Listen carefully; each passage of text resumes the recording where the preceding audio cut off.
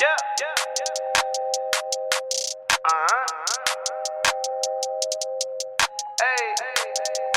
they talking about, baby? Every time I go out, I know I gotta show out. Inside and outside, tell me what you know about. Swinging down the freeway, moving with no delay. 45 now, fam, we do this here the G-way. Gotta get my cake up, know I throw the H up. Antoine dry finger flipping on my hater. And welcome back, everybody, to Season 9 of Inside the Northside Podcast. I'm your host with the most from the Third Coast. And yes, Season 9, Episode 147, I believe. And what a way to kick it off with a special guest. We have Brett here of When in May. So, Brett, welcome to the podcast. Thank you so much for having me. I'm going to have a little applause for you if you can hear that. But yeah, dude, welcome to the podcast and welcome to 2024. Well, yeah, thank you so much. What a way to kick off the new year for my band. Yeah. So, Brett, how did you find out about my podcast? I mean, Houston, as big of a place as it is, I mean, everyone's kind of connected in one way or the other. So it's just kind of, I believe my band's manager just tries to get in contact with a lot of local people and try to make connections as much as possible. Ah, okay. Well, I'm flattered. I'm flattered that they reached out because I have people reach out, but like, you know, I might have heard of you guys like maybe once because you played with the kiddos before. So yes. So I was just like, okay, yeah. And then when you reached out, I was like, oh, I think I've heard of them. So, but no, yeah. I mean, I always welcome up and coming bands and stuff like that. I love interviewing up and coming bands, just picking their brain and stuff like that. So. But yeah, Brett, how was your 2023 for you? 2023 was pretty grand. I mean, we had the release of our first song, Cheap Red Wine, and the response that we got from the fans as we wanted it to be great. We weren't expecting the amount of love that was received on it. And of course, kicking off any project and announcing it back in May that we were doing this, you know, there was a little bit of pressure, a little bit of anxiety, but we were able to, you know, overcome everything and ended up releasing a great product, and people are really vibing with it. And now we're gearing up for 2024. Awesome. That's great. So did you do any music projects before you did Win in May, or is this your first project? Yeah. So everyone that's in this project currently, we all come from different musical backgrounds, and mine was more the alternative rock scene, and our guitarist was in a pop and jazz group.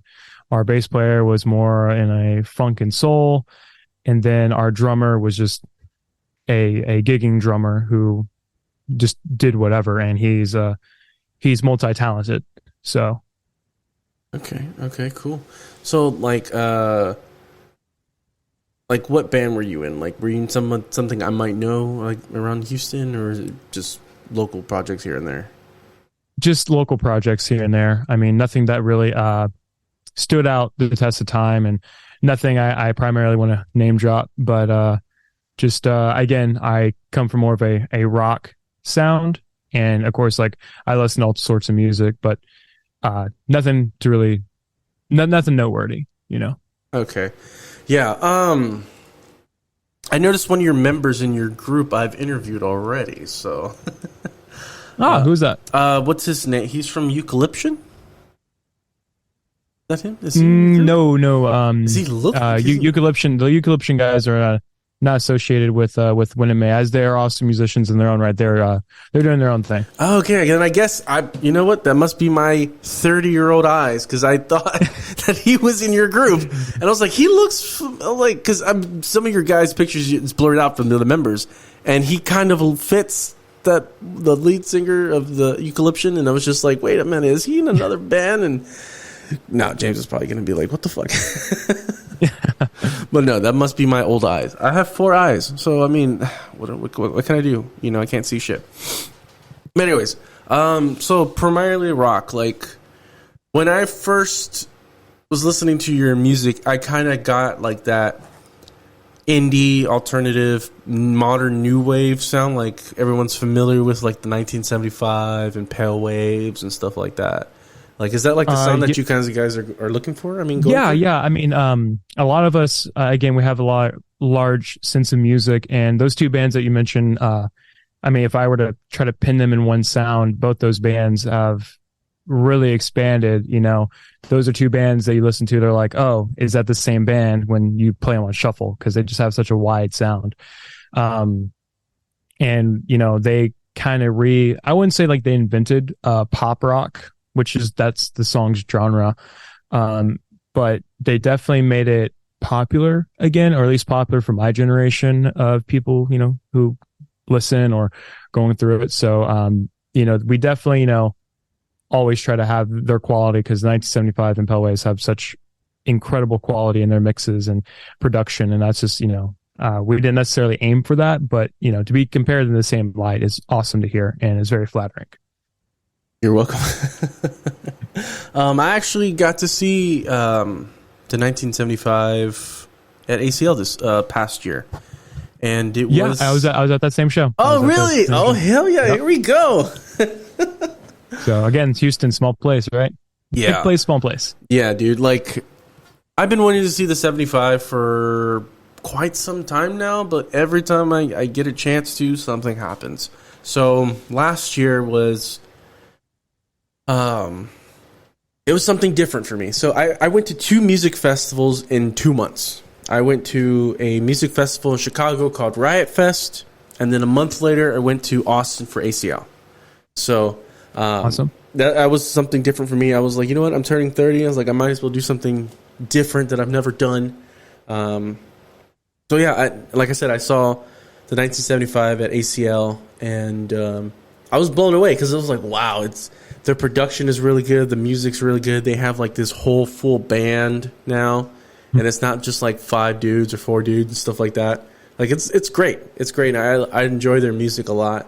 Not a lot of people know this, but I was actually hating on them when they first came out. I did. It's just chocolate was everywhere, and I couldn't stand it. And then I got around to it, and I was like, oh, okay, I like this song now. Nice, yeah. And again, to be compared in the same light, and we've had people tell us that are like, oh my God, you sound like them. There's 2 sides to their fan base. It's like, oh my God, you sound similar to them, and then there's, oh my God, you sound similar to them. How dare you even think about that? So, you know, it's kind of, you know, we're in that vein, and hey, you know, we'll take it. You know, we'll piggyback. We don't care. So how did you and all the rest of the band meet? Were you guys like friends before, or this was just like, you know? Well, I was in the world of producing for quite a while before I even thought about trying to even step in front of a camera, just for my own personal anxieties and stuff like that.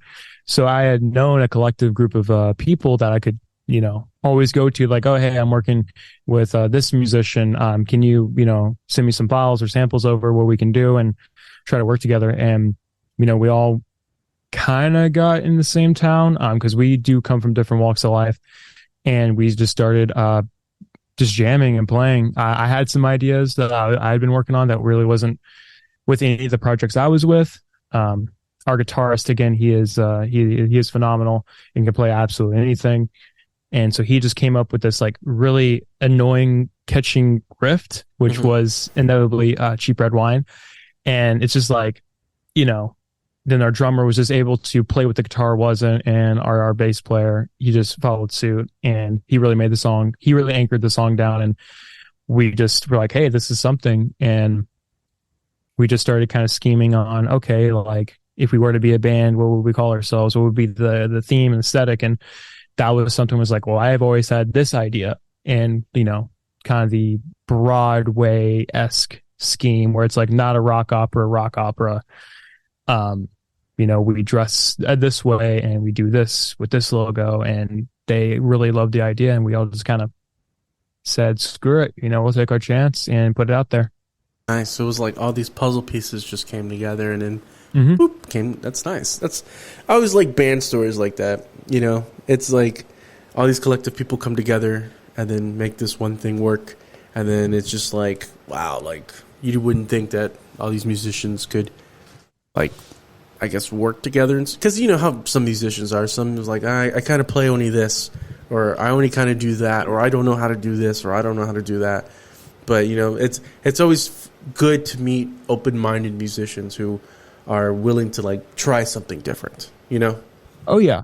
Oh yeah. And again, like we have, and that's why I tell people when they're like, oh, what's your sound? I'm like, well, our first single is this. And, you know, our next single is an R&B track. And, you know, it's not that we're like an experimental band. Like we know what we want to do and how we're going to do it.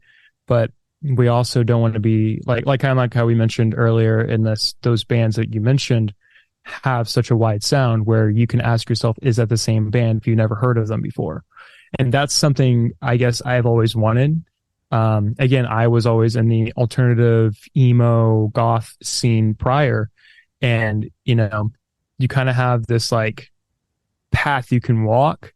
And I didn't want to just be confined. I don't think any musician really wants to be confined, but obviously I know I can't make metal, even though I enjoy it very much. I can't make rap as I enjoy it very much. I know what I'm good at making, and I just want to make that product as best as possible.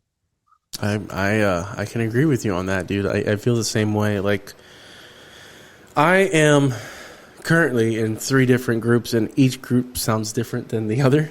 Nice.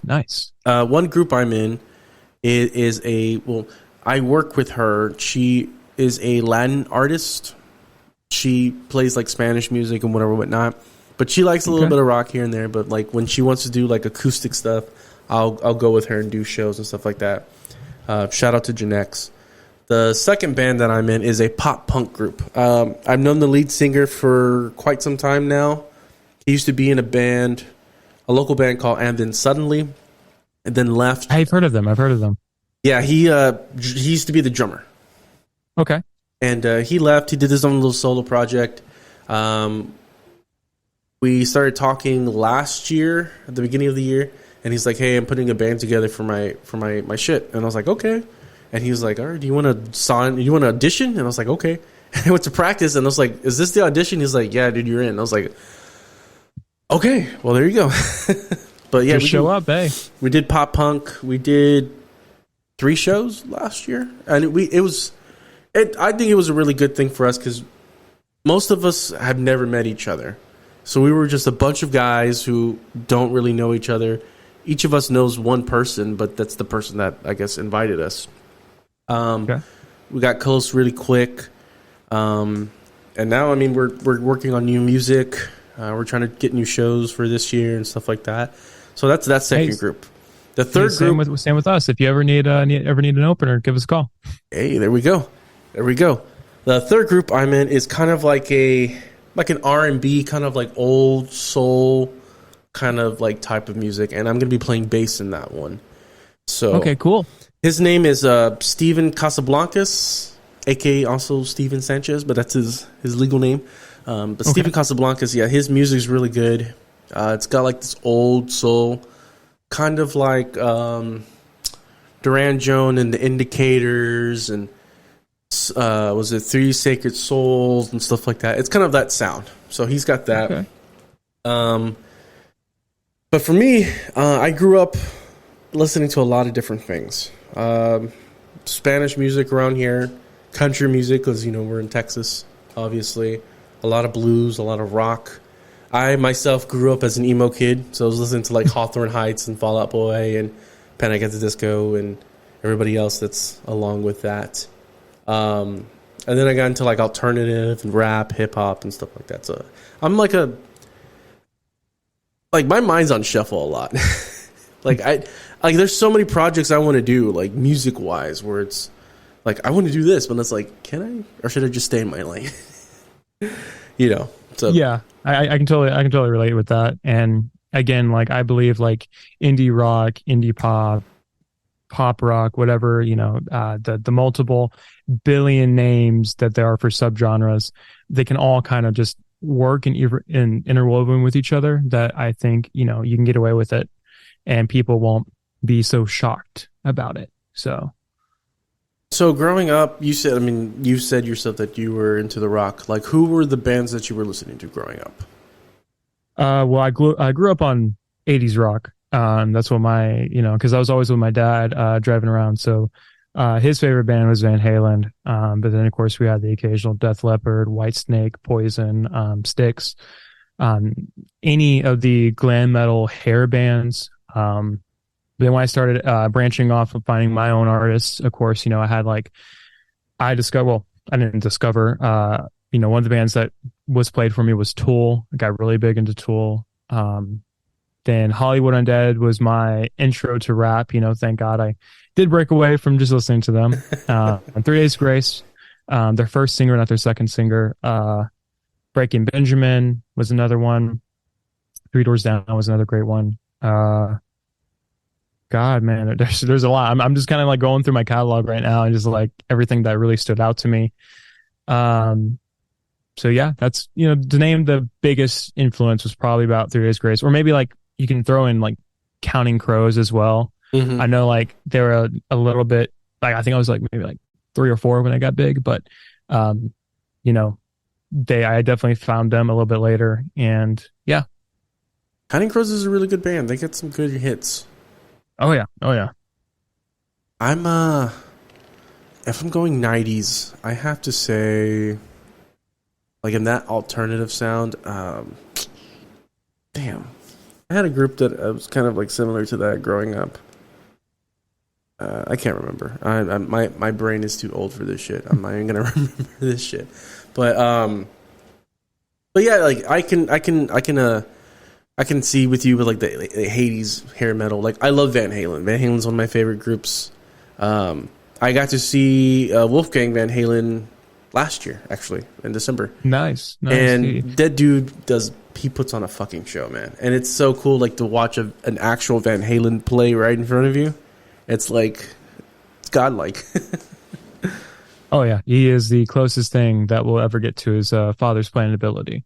Yeah. Is there an 80s band you don't like?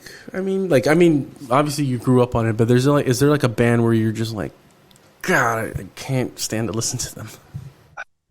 The only one I can kind of think of that comes to mind is Aereo Speedwagon. Oreo, I probably mispronounced that, but really don't care too much for their stuff. I'm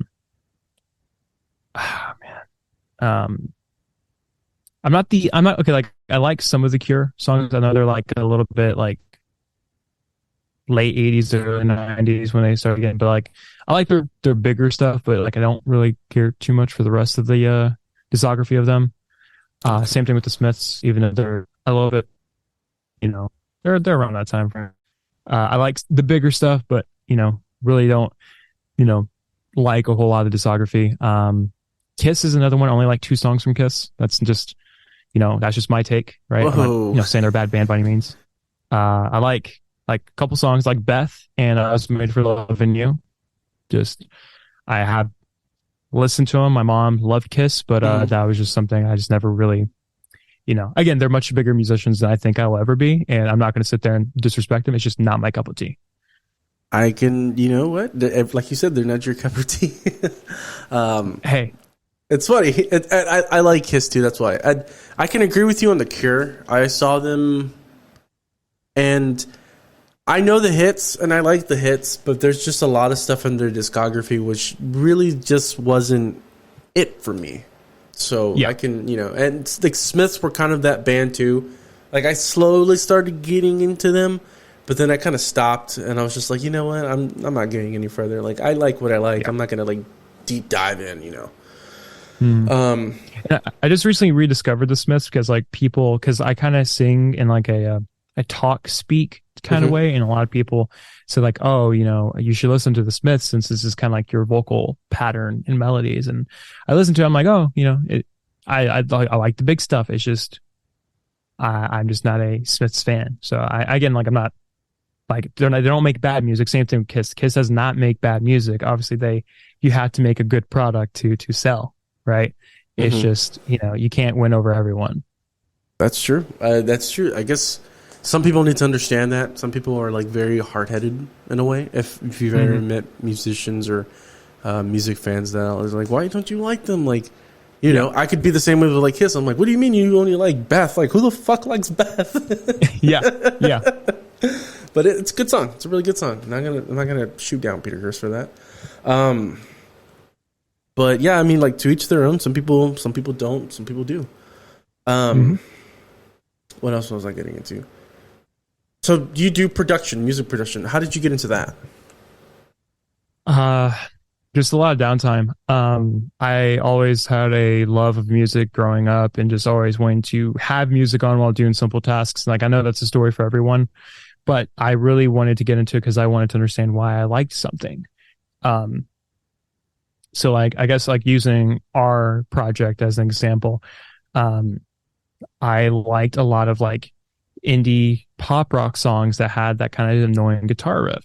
So I wanted to look at songs in that same genre on how did it work, right? So Coin, Talk Too Much, that's another band that I currently listen to. And then you had One Direction made a song similar called Change Your Ticket, and then 1975 Girls. So like those are like three songs we had. Like, okay, I really enjoy this. Why does it work? And just really started wanting to know why and fixated on those types of the mixes and stuff like that. So like I just really wanted to understand why at a young age on why did I like this, rather than just sitting there and trying to put shuffle on this big sea of music. And then that slowly made me trying to make my own stuff. And now I'm here in front of the camera with you. I have a fascination with music stuff like that as well. It is really, there is a science behind all that, like these catchy guitar riffs that just repeat and repeat and repeat and repeat, and it's like, God, why is it so catchy? God, why is it so annoying? So, like myself, like sometimes I'll sit there and I'll listen. Like you said, of course, you know, I like Coin. I like that song too. Another band that's kind of similar to that is like Bad Sons. They have some songs that are like that as well. Hell Waves. There's another band called the Aces that are kind of like that. Yeah, and then there's bands like Milk and Modern Love who are not like mainstream like that, but they're in that same facet as well. So if you don't know who they are, definitely check them out. You heard them. Go check them out. I can't tell you to go check them out. You have to go do it yourself.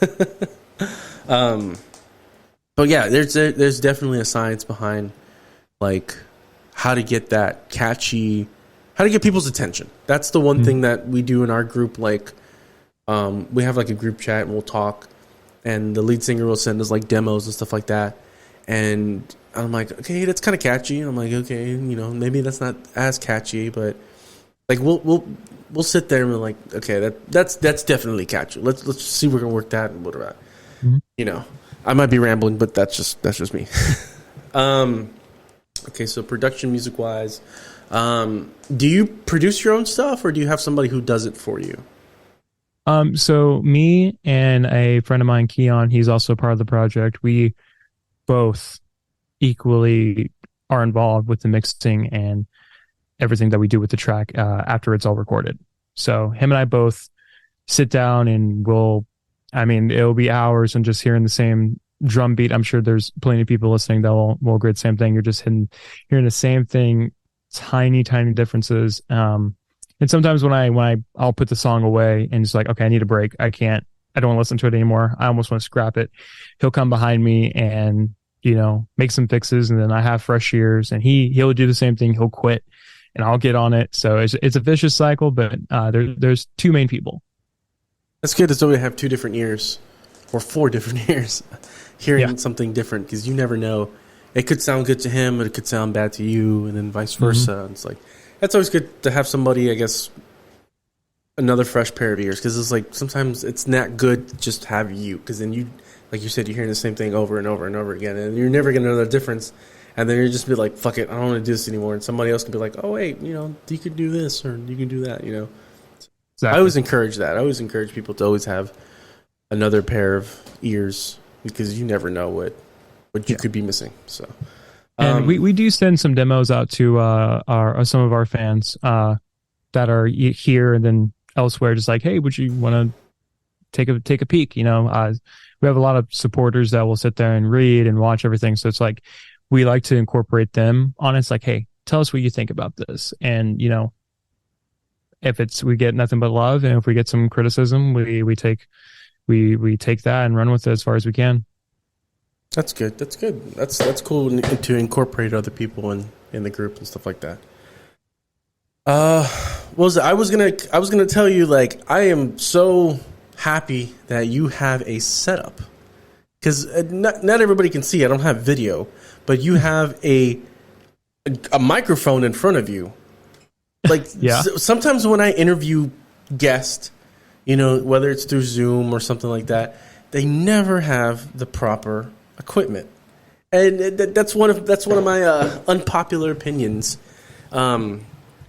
As for, like, us musicians and us podcasters, like, if we're gonna do interviews and stuff like that, I mean, use your equipment, dog. I mean, don't just use, like, some pair of headphones that you got from, like, the dollar store or something like that. That's always been one of my my niches, I guess, because, like I said, I'm rambling on this, but like, when I watch, like, news interviews and it's, like, musicians and they're, like, talking with AirPods, and I'm like, come on, dude. Like, I know you have, like, a fancy mic somewhere in a setup that you can just plug in, you know. But no, you, Brett, you got the setup, and you're professional. I applaud you for that. Thank you. And that's with everyone in our group and band. That's our biggest thing, is quality, right? As we know, we can't win over absolutely everybody. There's going to be people that will hate us until we make something we're like, okay, I'll finally give you a chance. Like you and some of the bands we've mentioned so far. So we just want to have a great quality product all around, whether it be this interview, our next show, music videos we have coming up. You know, we want good quality production on everything, and everything else will follow. Yeah, exactly. You don't want to put out crappy quality, because then people are going to be like, well, if they're putting out crappy quality, then they're just crappy all around. I'd rather put out good quality, you know, and then show people, like, yeah, I mean, you know, I got a setup, I got a good mic, you know, it doesn't sound bad, like, yeah. I don't sound distorted or whatever, you know. What was I going to ask you? I had a question. I'm going to go into this. All right, okay, so if you want, we can talk about the songs you have. So, Cheap Red Wine, where did you get the inspiration for that song, like writing and all that? Again, it came down to our guitarist just writing this really catchy riff. At first, it was just, as you hear, like, in the beginning, it's kind of a slow build up to the actual, you know, the chorus, right? He just started with that, and everything else kind of followed naturally. Having a bassist that's in more funk category, he's going to spice up the song and give it a little bit more life. And the drummer was just, again, he's so fine in pocket that he is playing everything the guitar can't. And with the lyrics, it was a little bit of, it was fun writing, because it isn't about, like, a particular person. It's about a series of events with multiple people, and, you know, which makes it more fun, and to look back on such bad memories and now make good ones with it. And we were just having fun.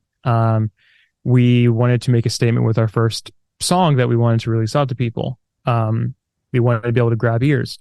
There were some people that told us, like, oh yeah, I actually hated it the first few times listening to it, but then I couldn't get out of my head, and I just cannot stop listening. And again, as our song is approaching 50,000 streams, we definitely, like, we'll have people just randomly message the band saying, like, you know, every time I'm drinking, gotta listen to this. Or we've even had people walking around, have people stop us and quote our own songs back. So the point was to grab attention, and we definitely have grabbed that so far. Bravo, man. I love that feeling when you can, like, you have people singing your own shit to you, and you're just like, that's it. That's better than anything. Exactly. So I want to play a little bit of snippet of the song for the people that are listening here, if you don't mind. So this is Cheap Red Wine from When in May.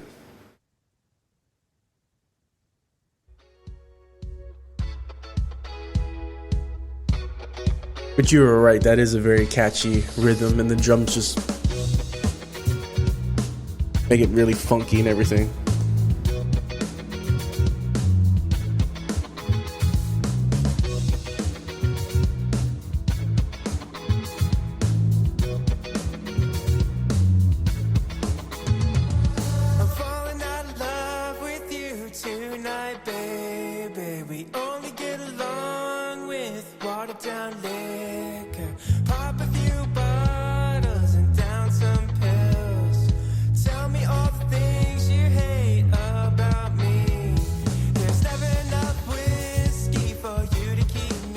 I don't know if you've ever like thought about it, but like it kind of sounds very like 90s alternative in a way too, a little bit.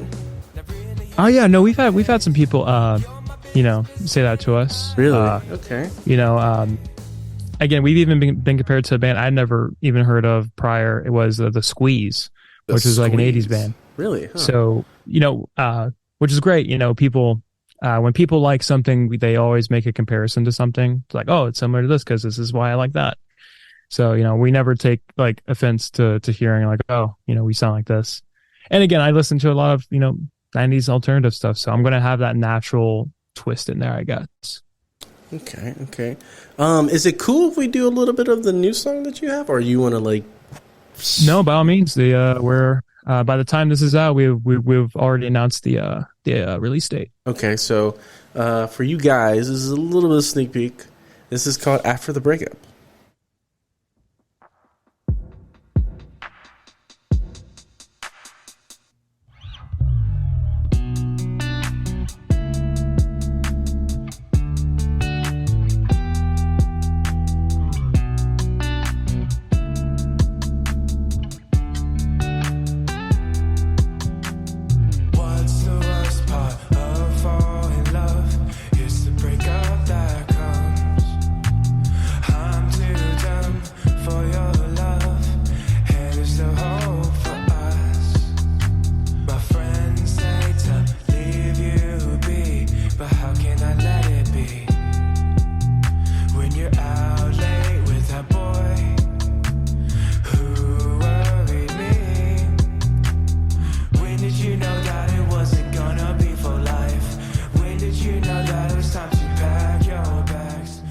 That is some spicy R&B, dude. Like, God. Thank you.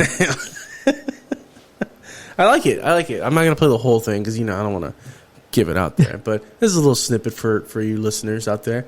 Yeah, dude, this sounds really good. I like it. What's the whole synopsis of the song? Like, what was your writing process for this one? Again, multiple different failed relationships. As I'm still young, I want to definitely write something that makes fun of that. And that's what both songs really signify when you listen to the lyrics, right? We personally believe people won't really listen to the lyrics until like the 5th or 10th stream. So we wanted to make something that's really great instrumentally. And then when you finally like take a chance to listen to it, you kind of rediscover the song. And that's what I've done. I mean, there's a bunch of music enjoyers out there who, again, you're hooked on the beat. You really can't hear the words. And then that's what we wanted. So it's like we wanted to have a song, but 2 different songs in one. So After the Breakup was just really talking about when you're young, it's like the lyrics, you'll hear them, especially when they're out. We're talking about how I can still see you, but I'm not next to you. I'm not with you. And it's just talking about social media stalking, which is, what people do when you're going through a breakup. You think you're going to be so much better off. And then you're like, oh, well, shit, I kind of miss them. What are they up to? And then you see like, oh, well, they didn't really wait too long. So that's kind of, basically it. And, again, our guitarist, he absolutely kills it. And, that was one of the, ones that we did at our debut show. That and Cheap Red Wine were the 2 of the songs that we did at our debut show. And that's where people were just like, wow, like this has an it factor. And we're just like, thank you so much.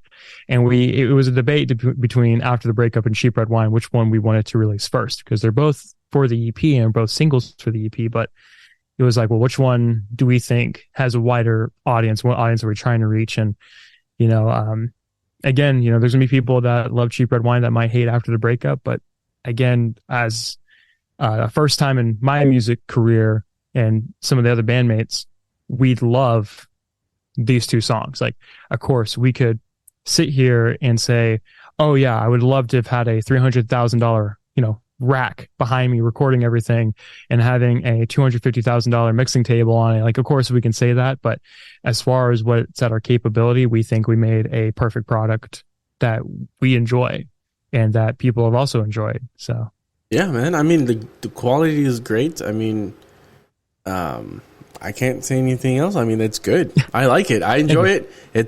I got to see you guys live. When's your next show? What do you got going on for 2024? We are going to be announcing that very soon, but I will say from March onward is when we're going to be doing shows again. And of course, we're going to be messaging you, be like, hey, please show up with everybody. But in March, we're planning on getting back to the swing of live performances, doing anything and everything we can, as many times as we can. That sounds amazing. We will hopefully be in the swing of things in my band in March. Right now, we're kind of like, it's that time of year, where you're just like, it's the holidays, and the holidays is just finished. So it's like, what do I do? Like, are we doing this? Are we not? Like, But it's like that for all the other groups that I'm into. Like, we're just wondering, like, when are we going to play shows? And it's like, it's the beginning of the year. Give it a minute, Yeah. But, so when was y'all first show last year? Like, who did y'all open up for, and where'd y'all play? And how was that experience? So our first show, I forget the date, but it was in August, and we actually headlined that event. We had the Kiddos were there, Eucalyption and 25 Resting was there, and we had them. It was kind of like we were all doing this together, but we've had a lot of hype building up for Win in May for a while, and we contracted a sizable following. The event almost sold out, wasn't fully sold out, but we got very close. I mean, the parking couldn't hold everybody that was there to see everybody, and the show, at first we were thinking, man, everyone's just like not like being super involved. And by the time we played that last song, people were, that was like the loudest ovation all of us have ever had for a show. And so after that, we had everybody like walking up, approaching us saying like, okay, you were worth the hype. You were worth the hype you were building up. We understand it. And we were like, for them, it's like, wow, we were blown away. And for us, we're like, oh my God, thank God. Thank God people love it. It's like, whew, we almost like killed ourselves. Because we announced it in May, and then due to just having setbacks, and of course, being a musician, we're all perfectionists. We want to be able to make sure like, oh, this is how I want it to sound. And all of us agree on it, and all of us love the track. And so when the time of the show rolled around, we had a bunch of demos that were just like, we're fiddling with the idea of these tracks. But then we had Cheap Red Wine and After the Breakup.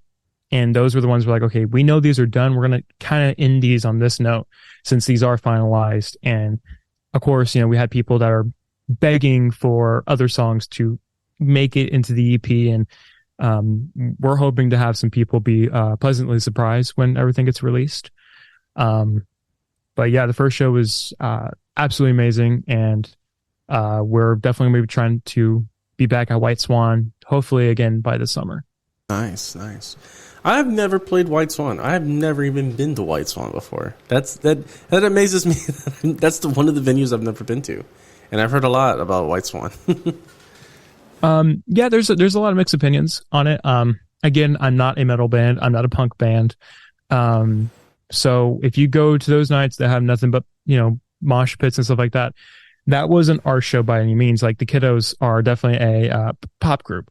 Eucalyption is they're an okay pop group, and 26 Resting, they're also in the pop category. So we had all of us in this kind of pop, similar genres, and we had room to showcase ourselves because we could bring each other's fans together to all watch us and make it an environment. Because again, like I can't open up for some bands here in Houston, right? Mm-hmm. It just doesn't make sense for them or their fan groups, because it's like, if you're metal or if you're really hardcore punk, as I do enjoy those genres, I'm not going to sit there and be like, oh yeah, your fans are going to enjoy our sound.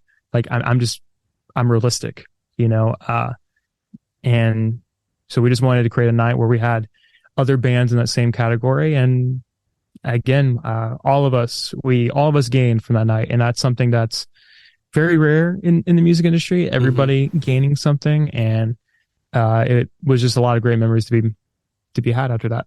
Yeah, shout out to Eucalyption and the Kiddos. I've had both of them on the podcasts. Those are some great guys, some great bands. You said, was it 26 or 25 and resting? In the 20s. Somewhere in the 20s. Shout out to you guys. In the 20s. Some reason in the 20s resting. I'm in my 30s resting. Fuck. But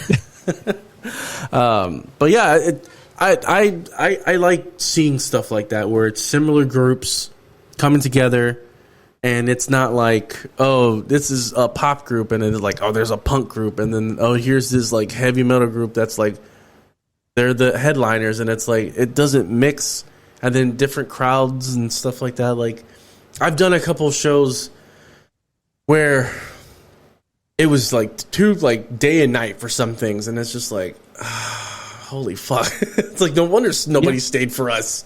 Like, they just had like this one group, and then like they're not gonna stay for us. Like, and that was something that, like, because we all had like a big giant group chat. Oh my god. And that was our thing. We didn't want there to be a smoke break, right? Mhm. Oh, this is a smoke break band, right? Like, we didn't want that. We wanted to keep everyone involved. And we also knew, like, we were bringing almost all the crowd to it. And we were just hoping, you know, these bands bring a few people, or, hey, like, these people haven't heard us live because we had nothing out. And again, like, they became a fan of us. We were a fan of them already because, again, being in Houston and going to local shows and talking to people, we were already a fan. So it was just like, it was kind of cool. People that we had already like known and know the scene, enjoy our music, and we were able to bring them an audience for them to be able to, you know, do more shows. Cause that's what we want. We want everyone to be able to gig as much as possible and have everyone be friendly with each other, you know? So that's, again, like, there was a lot of friendships that were made in the audience that, you know, people keep us updated on, you know? Like, someone bought a 20 resting shirt. Again, 20s resting. I'm not sure. I forget. I'm human. But they ended up trading with one of our fans for a Win and May shirt. So they were doing shirt trades. And I was just like, wow, that's super cool, you know? Yeah, that is pretty cool. That's like the whole thing they do in the NFL, where they trade jerseys. Yeah. My bad. But yeah, yeah, that's all we want to do. All we want to do is just eat together. That's all we want to do. We all want to help out each other. You know, the local scene. It's sometimes the local scene is different than when I remember when I was younger. Like, the scene was just like everyone for themselves, and then nobody really wanted to help out each other. And now it's kind of like the younger generation is kind of making it a little bit easier and a little bit better to, like, I guess, that camaraderie and come together and work.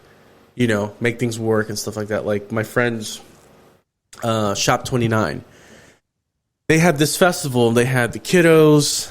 They had this artist named Uncle Tino, who's really good. I think you should check him out. Andyland, and who else? Orion 224.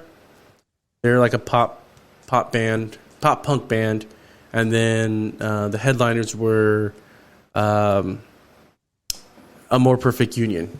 Like, they're very like poppy, punky band. They're really good. But all those bands have different sounds. But they all came together for this one show, and like all their fans were supporting each other band and this and that and staying. And that's what I like to see. That's what I like to see. Like, people like coming together. I don't like seeing like division and music and stuff like that. Like, oh, you know, we're better than you guys because we play this genre, or we have this many fans because, you know, this and that. Like, there's no room for that shit, honestly. Well, as like, I have my own opinions on the internet and social media, but that's something that does do is bring people together. There is more than enough room now than ever. As it is a flooded market, there is more room than ever. There's no more trying to mail your CD to the same place and hoping that their PO box isn't full. You know, they're streaming now, and again, like, kind of like you're saying, we're trying to give each other a chance. It's like, again, like you with the 1975, you hated them. It was everywhere. Then you finally listened to them on your own. It's all about giving people chances. I mean, I feel like some of the best music to ever be made hasn't been heard yet, or is out there somewhere, but nobody has given it a chance to listen. And that's all it is. It's just, you know, giving newer bands a chance. That's that's really it. I mean, that's how anyone gets anywhere. It's just taking two minutes to listen. If you don't like it in the first 2 minutes, hey, don't force yourself to listen to the rest, you know, but you give it a chance, you like it, there you go. That's all anyone needs. Exactly. I totally 100% agree with that. If I have the 15-second rule, that's the rule I go by. Like, if I don't like it within the first 15 seconds, and it's like, it's not for me, you know. Yeah, I agree with that. But so there's some songs that, like, you know, they'll be doing like the weird intro or something like that. You know, like Tool songs are, you know, 15-minute songs sometimes. So it's like you gotta, like, it depends on the song and genre, but you know, that's definitely a great role to have. Yeah, for sure, for sure. So we were talking music and the music that you do like. Is there a genre that you enjoy that many people probably won't like? They wouldn't expect you to listen to something like that. I don't know. Like, I feel like I'm very outspoken about like my music taste and shuffle. I mean, so I guess the music take I have that people wouldn't expect is, I believe, emo music and old country music are the same thing, just in different context. Like, emo music is, I'm going to sit here and die in this place and be mad. And as country music is, I'm going to die here. I'm okay with it. Let's have a beer. It's the same subject. Like, to me, there's nothing more emo than having your grandma say, I may not see you next winter. The good Lord might finally take me home. You know, that's pretty emo. So that's something I have. It's like, you can find some really, really great older country music. I'm not a big fan of modern country, right? Not too many people are, but I'm also a huge fan of modern day pop rock. And there's a lot of people who don't like that.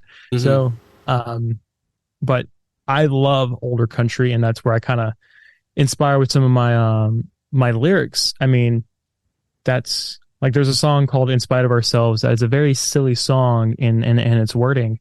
That's just talking about two old lovebirds trying to get their freak on with each other, you know? And it's like, oh yeah, our relationship's kind of rocky in this, but you know, hey, you still do this, right? I don't know how graphic I can get on your show, so I'm just gonna leave it at that. Dude, you can do what, it does not matter, bro. We have said a lot of weird shit on here.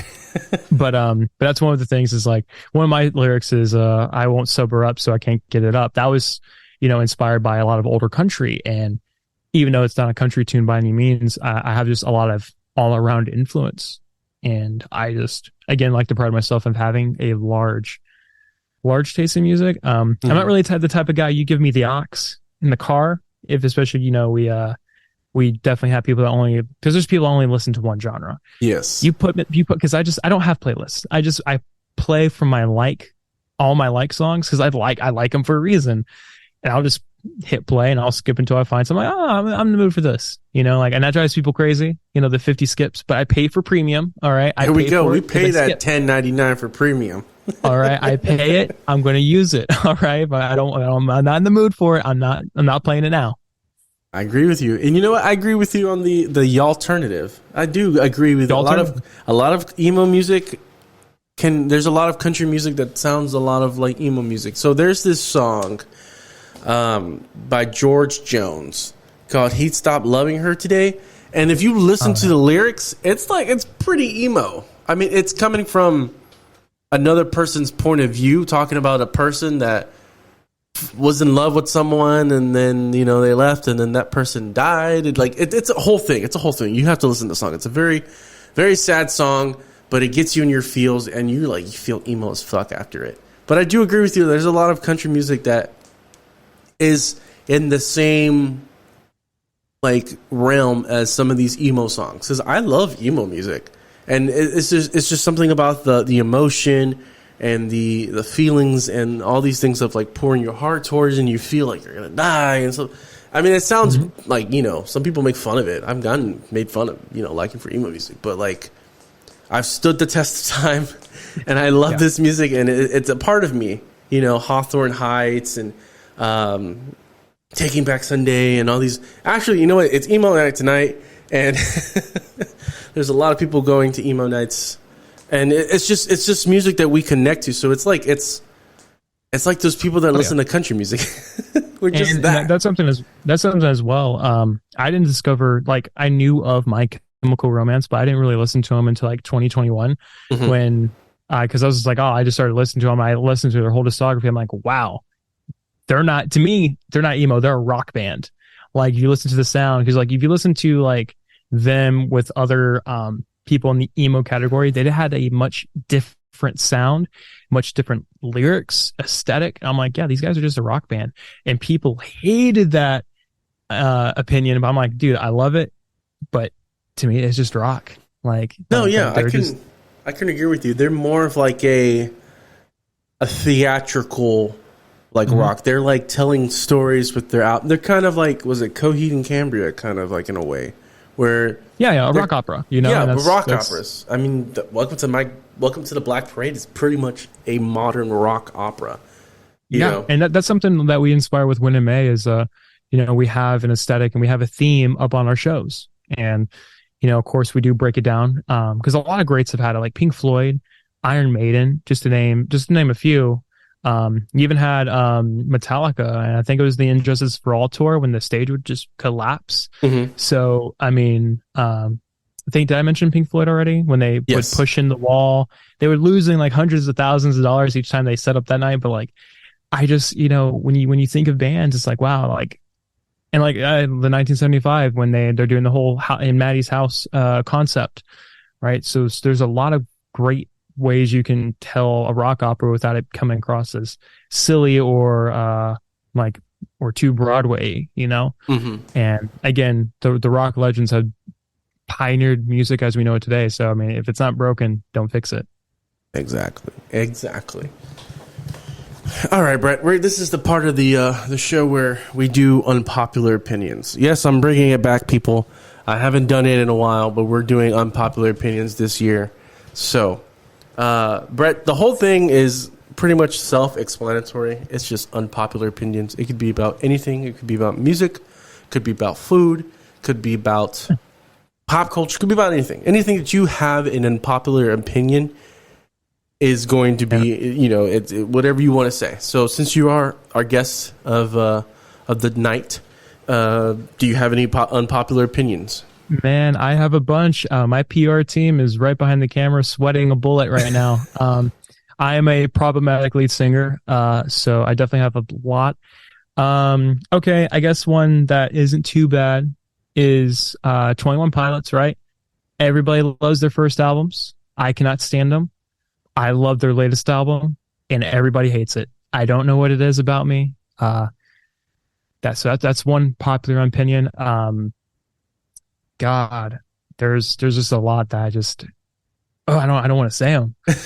I don't know. I'm gonna lose fans tonight if I dive too far into it. Let's see. Here's one. I don't hate Taylor Swift. I'm just not a fan of her music, and that's okay. She's popular. She makes good music. It's not my cup of tea. Again, like I said with Kiss, it's not my cup of tea. She is a great artist in her own right. If I had $1 billion and I had a team of writers to also help us out to be able to mass produce everything, yes, I am going to write a couple of hits no matter what. You're okay. You're allowed to be a fan of her. We can be friends. I don't force my music on you. Don't force yours on me. I'm not going to only sing Taylor Swift in the car, So that's one. She's a great artist. She's made her money. She's made way more money than I have. It probably ever will. She's made more than a lot of great artists out there. Yeah. I can't knock her success, right? That's just, I don't know, like knocking her success. It makes no sense. She has the numbers. I don't. But just not a huge fan of the music. I like the song Lover. That's a great song. That is a great folk pop song. Oh, there's something. I love folk pop. That's one. That's a genre that I really, really enjoy. So, which I mean, fans will hear in one of our singles, and probably the fourth one that we put out. Okay. I kind of see your point with the 21 Pilots. I kind of watched. Not gonna say like I watched them grow up before my. No, that's stupid. But I did watch them kind of grow in their success because I saw them like in 2011, 2012, like right when they were starting off. And I've seen them like at least 4 times live, and they've always put on a good show. And I've seen like their evolution of how their music and stuff like that. I like their first 2 albums, maybe not the third one. The fourth one is pretty decent. Like their latest one is pretty decent. But Yeah, I liked it a lot. I mean, it was, to me, that's the most likes I've had. Like, of course, I like, some of the mainstream bops, but I mean, when you walk into every store in the mall and you hear the same song on the same portion that you left the other one in, is just, you're gonna go crazy. You're gonna go crazy. Oh God, yes, I understand that. The Taylor Swift. Okay, so yeah, everyone has their own, music opinions, stuff like that. I'm not saying I was a Swiftie, but I liked Taylor Swift before like she got like super mega big, and I don't know. I'm just not a fan of her now. I think it's just because of like her fan base. I think it's the Swifties that really like make you not want to listen to her music. Yes, because it's 100%. Just like oh my God, like you people are insane. Well, it's like there's some songs that I won't skip if it were on like a playlist or something, and there's some that I would. But if you're a Swiftie, there is like you don't skip any version of her song. Doesn't matter if it's her version, the label's version, or the demo version. We gotta listen to. I don't care if they came on back to back to back. We're listening to. I'm like I can't. I'm sorry. No, yeah, you're just like we're gonna listen to my version. My version is off. So, yeah, that's again, she is a great artist in her own right.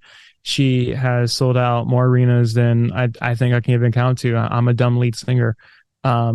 So when we start looking at her success, her nominations, the records, the sales, I mean, she makes a great product and she knows her demographic, and she's also experimented with her sound. I will say the only album I fully gave a chance was Folklore, because it's folky sounding. Bon Iver, he's a great musician, and I listened to their track together. And I'm like, wow, this is great.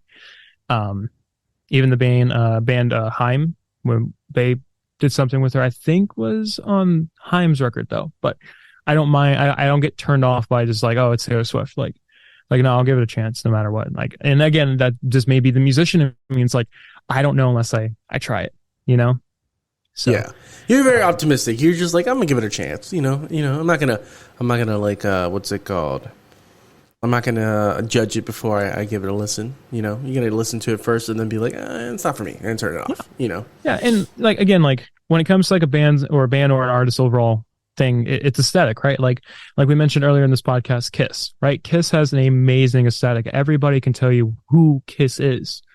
There's even like my little sister can tell you who Kiss is, and she may not be able to tell you a song, but she can tell you, yeah, it's the guy with the demon, so, that's something we really pay attention to with When It May, especially like our photos, right? Like, yes, I am the only one that's unblurred, but it's like, that's going into the character of being the problematic lead singer. I am all about me, right? And us as a band, we're like, yeah, we love that. And, we definitely have an aesthetic with our photo shoots, our stage presence, everything. And, if you have a good stage presence, I'm guaranteed to like something about you. Like I don't know if you listen to Ghost or Ghost BC or whatever they're legally allowed to be called now, but they're a phenomenal act, and their whole thing is aesthetic. So I 100% agree with you on stage presence. Stage presence is the thing that every band and every musician needs to work on. I don't care if you do funk music, soul music, choir, whatever. You have to have a stage presence. You cannot just go up on stage, look at your feet, put your head on the ground and just sing. Like, no, you have to be about it. Like, this is your music. Yeah. You wrote this late at night trying to come up with like the perfect tune and everything. Like, go on stage and like be about it. Like, I've told people, like, dude, if you have an alter ego or something, like if you're a shy kind of person in the corner, when you get on stage, that other person needs to show up and you need to show out. Like, me on stage, I feel like I have a stage presence. My stage presence is like, I like to move around. I like to not jump because, God, I can't jump anymore. But I like to move around. I like to move my body. I like to feel the music. I'm not the type of people that will just stand there and just look kind of like dead and It's like, I want to show people, if you show people that you enjoy the music that you're playing, they're going to enjoy listening to it. You know? But like, it's all about that stage presence. Yeah, and that's what like with my band, that's why it took so long for us to get songs finally going and released. It was like, we want to be able to love our product. We don't want to be like, I like it, but like that's what musicians do. It's like, oh, it's not mixed. It's a demo. It's this. No, we wanted to make something like, I love this. This is my child, right? I will not change it. This is who this was supposed to be, right? And like you said with alter egos, right? That's kind of what we do up on stage, right? Like, our band's presence when we do headlining shows. Of course, we have the cafe by day, bar by night scheme. There's a few places in like a Montrose area that kind of have that. It's like, you can just sit there all day drinking the different beverages, 5 o'clock hits, and then you can start to let loose a little bit, right? Mm-hmm. So that's what we do. It's like, this is our aesthetic, this is our thing. And hey, listen, if I fall, bust my ass on stage or something like that, whatever, so be it. I'm going to play it off. I'm going to try to act cool, but you got to stay in character. I got to stay in character. Trust me. There's a few on our first couple shows where it's like, oh, I almost tripped. But then I'm like, oh yeah, my character's supposed to be drunk. He's supposed to be drunk. It's like I play into it. And there's a lot of people that, they're like, yeah, you meant to do that, right? I'm like, yeah, I didn't even know that y'all saw that. But yeah, that's exactly what I meant to do. Hey, like you said, you gotta play the role, man. I play the role. Exactly. We each have to have a role. Everyone's got to be a part of it. Like, not the last episode that I did, but the episode before. Like, me and my friend Mike, who is in the band Shop 29 and in the More Perfect Union, we talked about stage presence and stuff like that. So, we believe it's very important. Like, I've been in bands before, dude, and I'm not saying like the ones that I'm in now, but I've been in bands before where, one guitarist guy is just looking at his neck. He's just looking at him playing. The other one's like looking on the floor. And then, the drummer's not even giving a fuck. And it's just like, no, dude, like, you gotta, like, you're on stage. You're a performer. Like I said, even if you're like the most shyest person in the fucking room, when you get on stage, somebody needs to come out and somebody needs to rock the fucking stage. Because I'm not paying money to just see you look at your feet the whole night, No one's gonna go pay the Foo Fighters or pay the 1975 or pay Taylor Swift to just look at the floor. Mm-hmm. They're paying to see entertainment. Yeah, and again, like when you make a great product that people want to come to the show, like the music's the invitation to watch you play the song live. I've always kind of believed that. At least it's like, you make a good product, they're gonna want to come see you. Exactly. And that's kind of the thing. It's like, well, like if I wanted to just listen to the album, I would. Like, I want to see you do tweaks live. And that's something I like love about certain bands, like Queen, for example. That's another band, another favorite of mine, Queen. Freddie never sung the song the same twice ever. He did whatever. Yes, like Alex Turner from Arctic Monkeys, he doesn't sing the song in time whatsoever, or even in the key. Like, I know I'm the one to talk about being in key, but he just does whatever. But again, you're there to see them do it now, right? You want to see how they're doing it now, and that's kind of the reason why you want to go see the shows. Is you're going to be able to get something that you can't get with streaming or YouTube or anything. You're going to get this was their performance here in Houston at this date. You won't be able to get that anywhere. Exactly. Like people said, like, if you want to see it, you might as well just listen to the song. But I want to go and see a performance. I'm not paying all this money just to hear the same song that I can hear in the radio. I don't even listen to the radio. So what am I saying the radio for? Me neither. That's why I pay for premium.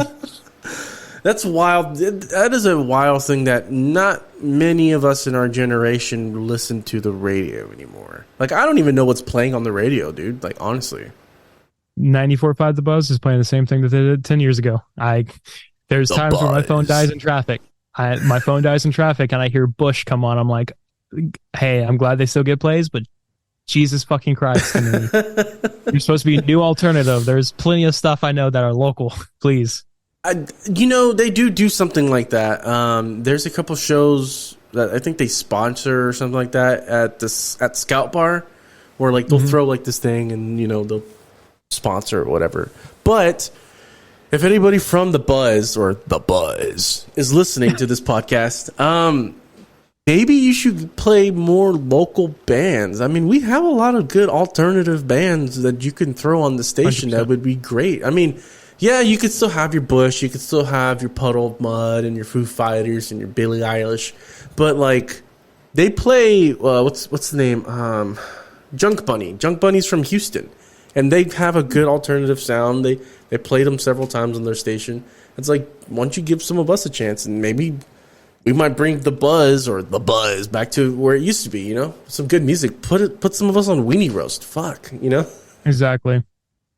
And, you know, I don't want to hear, you know, Billie Eilish on the Buzz, but I don't even listen to the Buzz anymore, so I can't really say that. It was either that or the Eagle.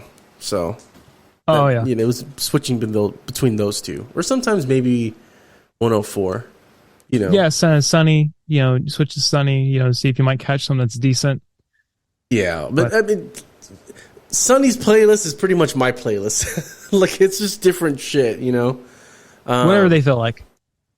Yeah, whatever they feel like. I mean, they could probably still play Christmas music now. I mean, I don't even know what they're doing. Like I said, I don't listen to radio. Man, it started in late October this year. I felt sad. Really?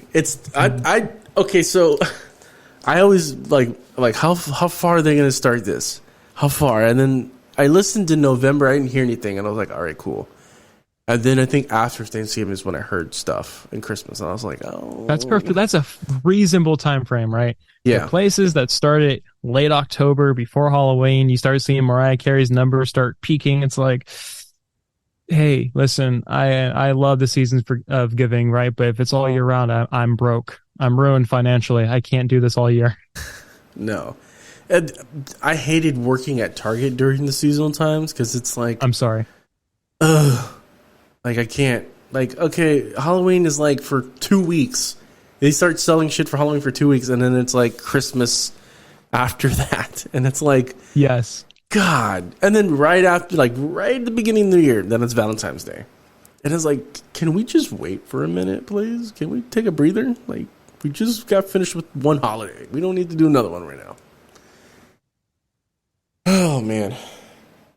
The shit that we do. The shit that we do. But yeah, I'm glad. I like Christmas, but I'm glad Christmas is over. And now I have to put up all my Christmas decorations.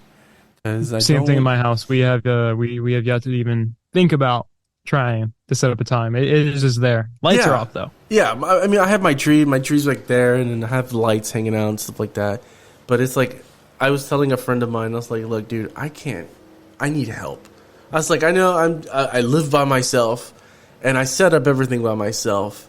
But that's because I had a party. And it's like, now I don't even want to take up the Christmas box and put up everyone. I'm like, someone help me, please. Yeah. I don't want to do this. But, yeah, do you have any more unpopular opinions? Doesn't have to be about music. It can be about food or, you know. Okay. Here's a few. Pepsi isn't that bad. Especially Crystal Pepsi. That's the best form of Pepsi. What else? The best form to listen to music is 8-track, only 8-track. Whataburger is better than In-N-Out. Buc-ee's over 7-Eleven. Whoa. And hey, listen, I'm willing to box. All right, like popular opinions for a reason. What else? What's another one I can kind of think of that's just like kind of food related? No one can out Pizza the Hut. I believe that. Really? I believe that 100%. Really? Wow. Papa John's can go back and pack it up. Domino's is just cardboard. All right. Oh, whoa. Okay, I gotta stop you there, buddy. I love me some Domino's, man. Domino's is like the best. I think it's the best. I like Pizza Hut. I'm not gonna lie. I'm not gonna lie, but I like me some Domino's. Domino's has that garlicky butter crust that just tastes so good, and it's just like, holy fuck, how much better can this get? You know? Yeah. I mean, hey, listen. You know, I know to bring my own food at next year's Christmas party. Right? if that's what you're doing. Like when we're invited over, I know I'm bringing the stuffed crust. Stuffed crust. Yeah, I had a friend of mine. He's like he used to say, it's okay to be wrong. It's okay to be wrong. That's true. We can meet right here in the middle and just say you're wrong. There we go. I do like Buc-ee's, but there's just not a Buc-ee's on every corner. This is true. I do. But that's what makes it Buc-ee's. Besides the cameras in the bathroom. All right, like look. Whoa, are you telling me something I didn't know? Oh, you need to look that up. One of the CEO's sons put cameras in a bunch of Buc-ee's bathrooms. Yeah, definitely. Well, then I was like, yeah. So hey, they're super clean for a reason. They gotta keep those lenses polished. Yeah, they're just like, Cameron, we need you to go to the bathroom. This is dirty. But I just cleaned it, dude. I just saw on the cameras. I swear, man. There's a smudge. You need to really polish the internal camera. But that's what makes Buc-ee's Buc-ee's. I mean, 7-Eleven. I mean, I've been into some great ones, right? I've been in some great ones and not so great parts of town, and I've been in some bad ones in a great part of town, right? Yeah, you're right about that. You see a Buc-ee's, it doesn't matter if it's the size of a pantry or the size of your local Walmart. All right, you're guaranteed cleanliness. All right, you're a musician. You understand being on the road sometimes, man. You can't fit everything in a bottle. All right. You can't sit there and, you pull over and you see a Buc-ee's, you think to yourself, oh my God, 2-ply toilet paper. Yeah. Good. Well, I take my own wipes with me. I don't really use toilet paper like that anymore. I kind of evolved. Dude wipes, man. Dude wipes. They're great. Dude wipes. Keep clean. If you guys don't know, which I'm talking about, guys, if you don't know about dude wipes, we'll put you on 2024. Get some dude wipes. They're at Walmart. They come in 3-packs. They come in 6-packs. You can get them on Amazon. They come in so many different refreshing smells and feelings, and they make you feel like a dude, and you're clean. Like you don't have to worry about the sweaty balls and shit. Like you smell good. No, exactly, 100%. I mean, like I don't know about you, but I feel my happiest when I'm the most clean. And I know this sounds like a dude wipe ad, but you're not going to be as clean as you are until you shower again. Like, sure. And that's what brings you comfort. I mean, as a baby, when a baby cries and it uses the bathroom and it gets cleaned, dude, it's great. The baby shuts up, right? Like same difference, right? If my asshole itches a little bit, I'm going to be a little upset too. Just saying. Yes, dude wipes and bidets. That's bidets, man. 2024. We all need to be on bidets, man. I've said it on the podcast before that in these United States of America's, every household, every business, every gas station, whatever, needs to have a bidet. It just does. I agree with that. I mean, whatever president wants to mandate bidets and put some of my taxes that I pay into that for it, I'm all for it. I won't complain as much. Right, I'm gonna try to put bidets in all the restrooms in the country. No, that's my Trump, but my Trump is not that great. We used to do it on the podcast a lot. We used to do Trump impressions, but no, hell yeah, dude. Like, I wouldn't vote for a president if they didn't put bidets in here. I'd be like, hey man, like I'm not gonna vote for you, and they're like, why? Because I need a president that's gonna be behind bidets, literally behind a bidet. 100%. I mean, like if the president is all for shitting his pants, I know who he is as a person, and he has dirty diaper behind in the Oval Office. I mean, like we're man, I don't know. You can't trust the guy. You can't shake that man's hand. For a fact you can't shake his hand. If he doesn't clean his ass, he doesn't clean his hands. All right, and you're gonna catch something. Boom! He just said it. Hygiene is important. Bidets are important. Dude wipes are important. But yeah, so we went from gas stations to ass wipes. They go hand in hand. Let's face it. Exactly. They do. You did do. But yeah, I can see that. What else did you say? It's a pizza. Pepsi is good.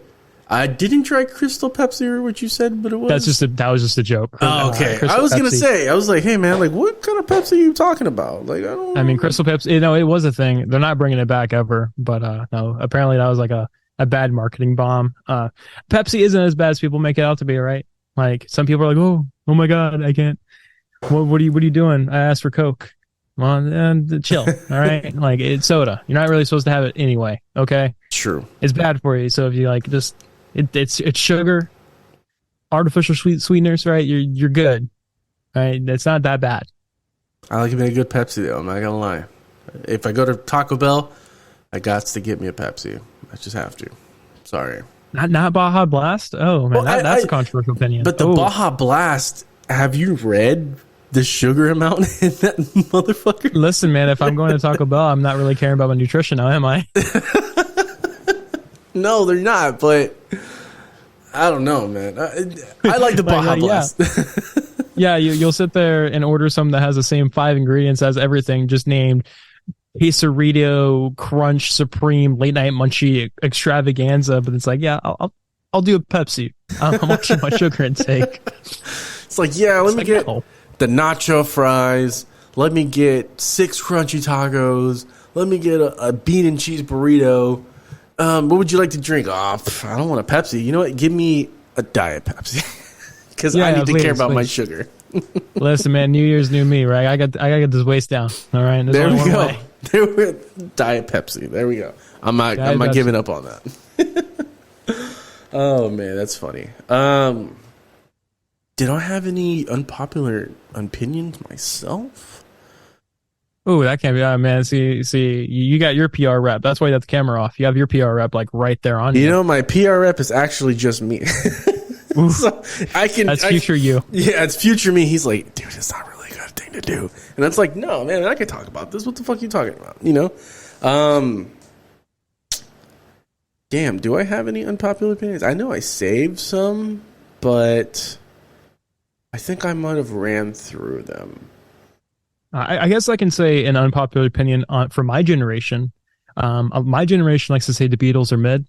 I don't think so. I think they're dude, whoever says perfectly. The Beatles are mid themselves. It's like, you know, they made music. All right, Mike. Like we follow them, you know, for a reason. Like they made a lot of things a reality for us musicians now. So, you know, anybody that says like an all-time great song is bad, it's like, no, I wouldn't be too sure about that. I can guarantee you that there's something you use that one of these artists have invented, you know? Yes. I can't. I always catch people when they say that. They're like, "Well, the Beatles weren't that great. They were." I was like, "Excuse me, can you redact what you just said? Because, excuse me, I'm about to get emotional. No, I'm just not getting emotional. But yeah, man. Like, not saying that the Beatles were the first to do all this. I mean, but not populars. But what am I trying to say? They led the way for certain things. 100%. To be done. Like, nobody was doing...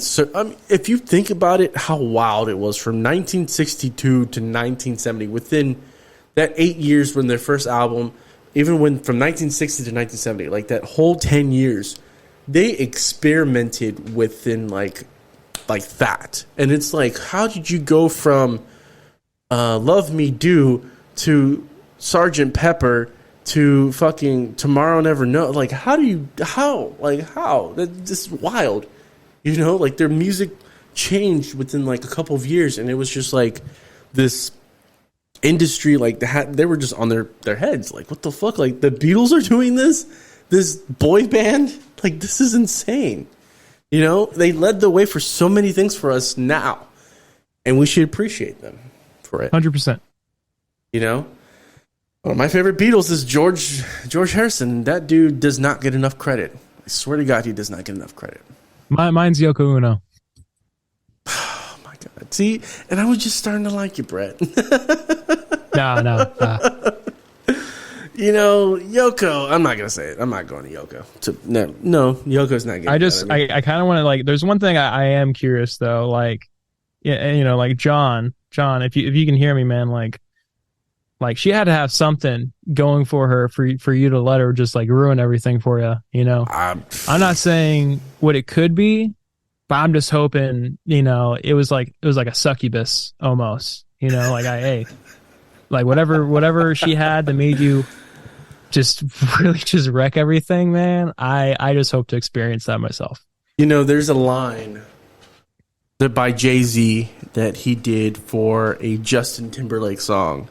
Let me see if I can find it. And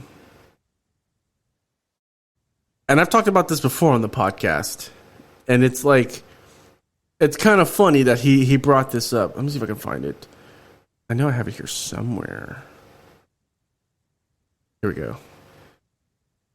Where's it at? Here he goes. And this is just, I'm not even trying to sound like Jay-Z. This is just what the lyric says. Yoko Ono, she got that Yoko Ono. You know that shit made John Lennon go solo. You know that shit gotta be lethal if that pussy broke up the Beatles. That's wild. I love that. I gotta use that one myself. gotta find a way to incorporate that in a song. One of these days, because I mean, nobody talks about it, really that. But like John had his fair share around the world, but like this is the one that made him like say, you know what, I'm done, John. Like Paul, I can't do this no more. I have to do my own stuff, mate. That's wild. That is wild to think. You know what? More 2024, we're going to be thinking about how bad Yoko Ono really is. Like, if she's down that bad, then John she had to be a freak. Like, let's be honest, man. Like, she had to do something. She had to make that man's head explode somehow, some way. To the ghost of John Lennon, to Yoko Ono, who is still alive, to Sean Ono Lennon. I'm sorry if we're talking about your mom. Nobody talks about this. 2024, we're talking about all kinds of shit. I'm problematic for a reason. It's fine. Blame me. Blame me. He had nothing to do with it. It's me. All right.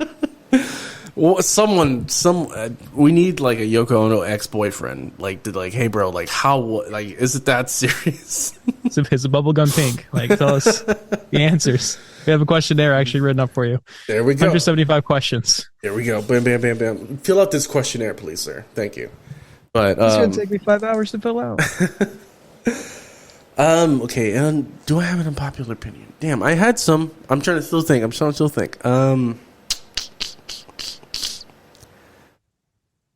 You know what? Okay, here's one. It's not really unpopular, but to me it is. I think we need to do away with the food court in malls. Oh, why? Why? Before I even give like a counter argument, why? Because I believe that is a breeding ground for horrible things. I don't even know. I'm just throwing it out there. But no. I kind of think that some malls need to do away with the food courts. Like, I get you have food there and this is an area for people to eat, but people don't really go to the mall to eat. They go to the mall. That is for the employees, though.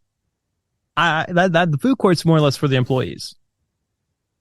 True, but I mean, just bring a lunch. Just bring a lunch with you. Nobody needs to go to Sbarro's, bro. I mean, even if that place is still exists, I don't know. I will say this, like, I believe certain restaurants that are closed on Sundays should not be at the mall. I'm not going to call out a certain place that sells chicken who are closed on Sundays. Yeah, Subway. But why? Yeah, 100% Subway. But I'm just saying you should not be in the mall if you're going to be closed one day of the week. True. Like, makes no sense.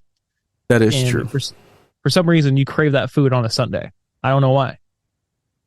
You know what I would do? I would buy it the night before and then just like reheat it for the next day because you're like, only crave it anyways. Nothing like day old Chick-fil-A to really spice you up, I've had people who've catered Chick-fil-A and they're like, hey, we're going to have Chick-fil-A at our party. And I'm like, wait, your party's on Saturday, right? They're like, yeah. I was like, what about tomorrow? They're like, what do you mean tomorrow? I'm like, are you going to have food for tomorrow? And they're like, what do you do with this Chick-fil-A stuff? They're like, oh, we just hold on to it. And I'm like, yeah, but what's the purpose of holding on to it, dude? Like, they close on Sundays. Like, why even cater from a place that closes on Sundays when you can't even give them, like, the that makes no sense. I'm just mad because Chick-fil-A. You place the order and they drop it off and like, hey, good luck. I hope you have a fridge big enough. I hope you. We have. It's not really our problem. 3,000 nuggets. How are we going to fit this in our fridge? So that's why I rather go to. No, I don't rather. No, Cane's is not that great anymore. Church's chicken is the best chicken. Chicken as in like chicken, or chicken as in strips and sandwiches and shit. Just chicken. Church's chicken is the best. Oh man, I got to disagree with you on that, sir. I believe, and I'm going to say this, and this is probably blasphemous because I'm a Texan. Church's chicken is just greasy as fuck. It just is. Whoa. So where do you go? Where do you go for your fried chicken? So I'm not bougie or anything like that. Sometimes Church's is not bougie at all. If there's a Church's in your neighborhood, your neighbor's on food stamps. I mean, like, come on. Boom, there we go. Or you could be, who knows? We're not judging, food stamps. Exactly. I mean, so there's this chicken place. It's called Pollo Campero. And that's me saying it for people who don't know Spanish. But for the people that do know Spanish, you're hitting the SAP button. And it's called Pollo Campero. It is a Venezuelan chicken place. There's one in the Heights off Washington. There is one off 45 and Alameda. And it's, oh my gosh. Those are two drastically different places. For my fans who aren't in this area, Alameda is where you go to get robbed, and the Heights is it sounds how it sounds. It's the Heights. It's a nicer area, but you go to Alameda, you go there for two things: to meet your dealer for your weekly supply, and to maybe try to jack somebody for their Jordans. Right? That's what Alameda is. Trust me, I've been there. I've lived there. It is not fun. There he knows. He knows. Or you like to go to Ojos Locos. That's the other thing too. I guess those are just two. I guess I don't know. I would make the drive at that point. You know what? We're gonna take you to Ojos Locos one of these days. But no, it's a really good chicken place. They have this unique like crispiness to their chicken that has a lot of flavor. And, they have French fries, they have mashed potatoes, they have rice and beans, they have yucatan, they have plantains, because it's Venezuelan. So it's like they're going to have the stuff that's from that country. You go to Mi Tienda, get the plantains. Those are great. Oh, dude, I love me some plantains, man. I love me some fried plantains. Fuck. Ooh, man, I'm hungry. I'm hungry now. Hey, go give me some right now.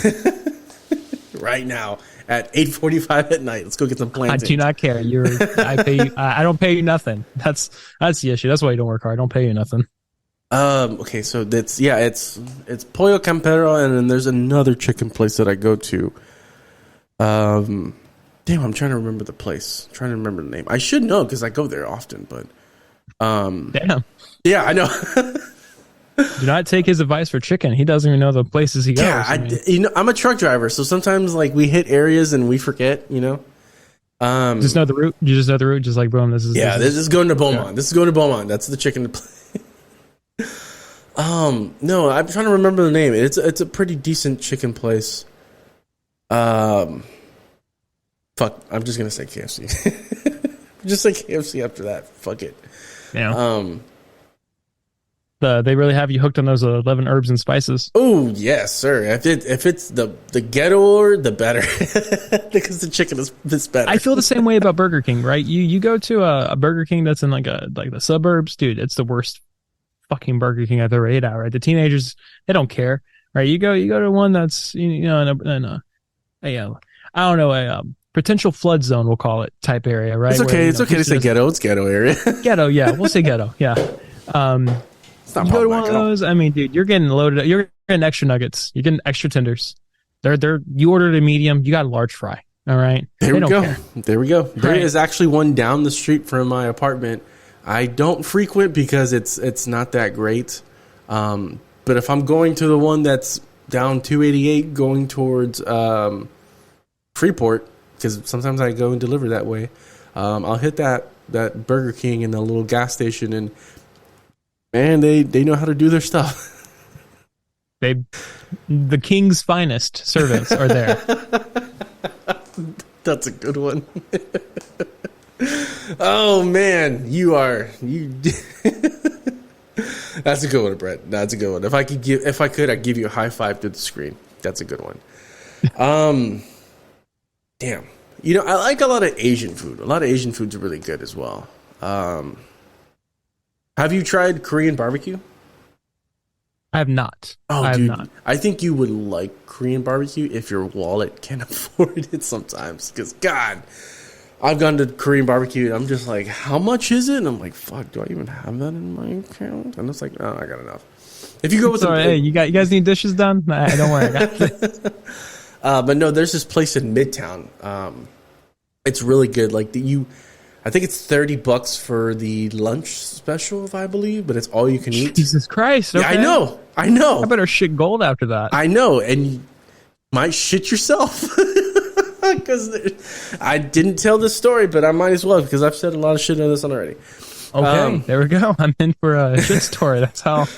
So a friend of mine, his name is Russell. Russell, shout out to Russell. That's my dog right there. That's my homie. He was like, hey, dude, do you want to meet up for lunch? Because we were supposed to go to this event afterwards. And I was like, yeah, I'm down. And he was like, hey, we're going to go get Korean barbecue. And I was like, all right, dope, fuck it. So we go to the Korean barbecue spot. It's me, him, his friend Chris, who's also his buddy and his work-related person. They do podcasting and all this other stuff together. And another friend of theirs. And we're cooking and we're eating. And I was like, oh, man, I got to go to the restroom. So I go to the restroom because I'm full on lemonade and whatnot. Unlimited, okay. I'm full on lemonade. And I use the urinal. Okay, well, I'm like, all right, cool. And, you know, like when you get those urges sometimes where like you feel like you have to fart. Sometimes, like, you're like, oh, it's just a fart. So, yeah, I miscalculated. I shit you not. Because I think you I shit me not. Boom, Singer, we got him. Yeah, so I thought it was a fart, and I was just like, oh no. I was like, you know what? Someone must have uncooked some of that meat because this is not agreeing with me. So I walk nonchalantly back to the table, and they're like, all right, guys, we're leaving already. So hang on. Now this is where I have a problem with you. You didn't turn back around to just like clean up a bit? Because someone was in the stall. Like there was only one stall. And like it was a person in there doing the business. Like they were themselves probably feeling the same way I was feeling.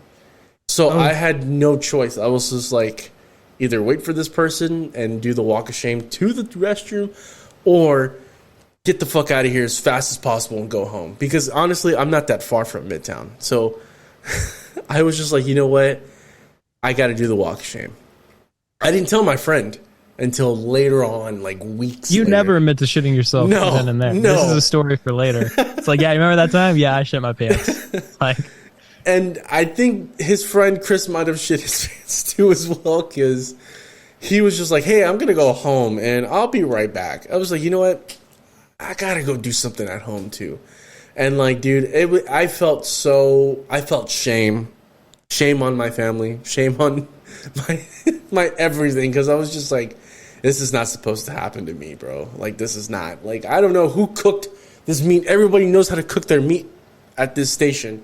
Why is it that my stomach is not agreeing with me and my stomach screwed me over? Like, I don't understand. I don't understand. And yeah, I shit myself. That's something I'm embarrassed about, but you know what? Life happens. Shit happens. Literally. on you, yeah. Yeah, I mean, on me. like, listen, we all shit ourselves, right? It's like, you know, sometimes when you're fresh out of the womb, you know, you're an infant, then you're old, you can be super old, doesn't matter, you know. Hey, shit does happen. Shit does happen, and that's not the first time. Sonic is something else that does not agree with me. Sonic sucks. I like Sonic a lot. I like Sonic burgers. Man, it sounds like we have a gluten allergy. Oh, maybe, right maybe. You know, we don't really check on that. Maybe I should this year. I don't know. 2024, check on gluten allergies. I don't know. Oh, man. Yeah, people are probably going to message me about that. Like, did you really shit yourself? God. You know what? That's it. There's no more stories like that anymore. I didn't shit on myself at all after that. But no, I don't know how we got here. I don't know how we got here. All right, so we'll move on to another subject. This one is a little more fast-paced. It's called "What Are You Listening to?" So this is something pretty much also self-explanatory. Pretty much talking about what you're listening to. So, Brett, since you are my guest, what are some songs or some bands that you've been listening to lately for this past couple of weeks? Last couple of weeks, Laney just dropped a new album. I've been listening to that. Of course, like bands we discussed, Pale Waves, 1975. Those are kind of always in my rotation. Nova Amor, Modern Love, Milk, Fun, Ghost, MCR, Van Halen, Queen. I listen to a lot of music, right? Like if I'm in the gym or if I'm doing Win and May work, replying to emails or scheduling things. I have music on. I do my best not to listen to only myself. Like I'm not that big of a narcissist yet, but who else? Joan is a really great act. The Neighborhood. Arctic Monkeys is another great one. Joan is great. I love Joan. All American Rejects. I listened to a few songs from them. Smiths have a few songs. Cure have a few songs. There's a Kiss. I have like over 5,000 songs liked in my just overall like liked playlist. Mm-hmm. So there's some artists I just don't know the name of. There's another band. It's called Range Life. They're really great. They're very, very small, very independent. Really great guys. Chasing Airplanes is another good one. Modern Baseball is a good one.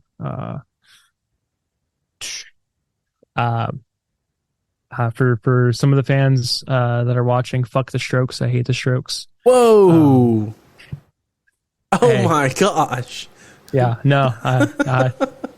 There's a few people I know that are going to watch this that are going to maybe throw tomatoes on my next show. Who knows?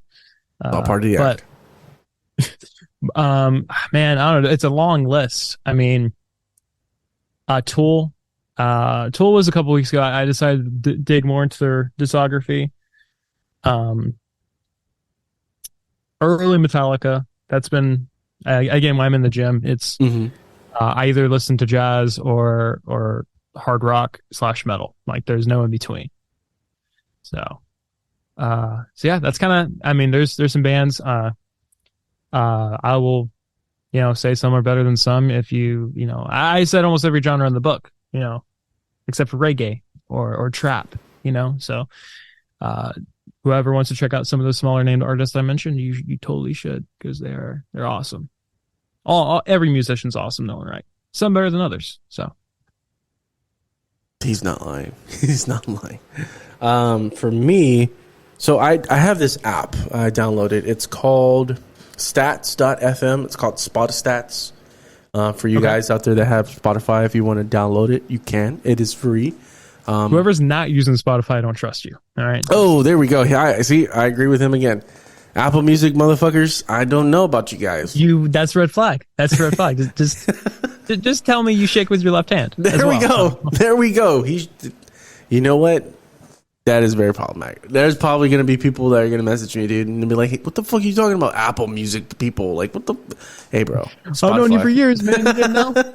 It's like, I connect to Spotify every time, But for me, it's kind of been the same, I guess. For my top artists that I've been listening to for the past 4 weeks, my top 10, starting off with number 10 is Panic at the Disco. And it's mostly their older stuff. Like, A Fever You Can't Sweat Out is literal gold. I can listen to that all fucking day. I will say, though, in my personal opinion, their best album is Vices and Ventures. That is their best album, in my opinion. In his opinion, In my opinion. It's definitely top 3 no matter what for anybody. Brendan doesn't know what he's doing.